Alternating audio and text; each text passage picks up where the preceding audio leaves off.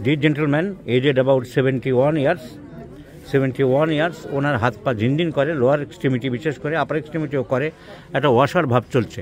তার মানে আমরা বুঝতে পারছি একটা নার্ভের প্যারেস্থেসিস, নার্ভ ফাংশনটা ডিমিনিশড হয়ে গেছে। এর কারণ একবার ওনার সিবিএ হয়েছিল, সেরিব্রোভাস্কুলার অ্যাক্সিডেন্ট হয়েছিল। তো এইগুলি সিমটমগুলো মেডোরিনাম, ন্যাফেলিয়াম, কস্টিকাম, যারা সেন্ট্রাল নার্ভাস সিস্টেমকে এরকম ডিপ্রেস করে, কাজ করতে বাধার সৃষ্টি করে, এইসব ওষুধগুলো ইম্পর্টেন্ট। তার সাথে এনার সিমটম ফটাফট পেয়ে গেলাম যে স্লিপ লেট, চট করে ঘুম আসে না, ঘুম আসতে দেরি হয়, মাংস খেতে ভালোবাসে, আর উনি সিম্প্যাথেটিক আছেন, সিম্প্যাথেটিক মাইন্ডেড আছেন। So our medicine is Causticum. So Causticum 50 millesimal scale in 0/1, 2 পরপর দিয়ে যেতে হবে।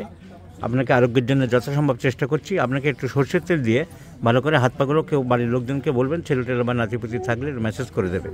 ম্যাসেজটা করে, আর এখন শীতকালের দিনে ম্যাসেজ ভালো করে যদি আপনি রৌদ্রে 5-10 মিনিট শুয়ে থাকতে পারেন, আপনার পক্ষে উপকার হবে, আপনি সুস্থ হয়ে যাবেন।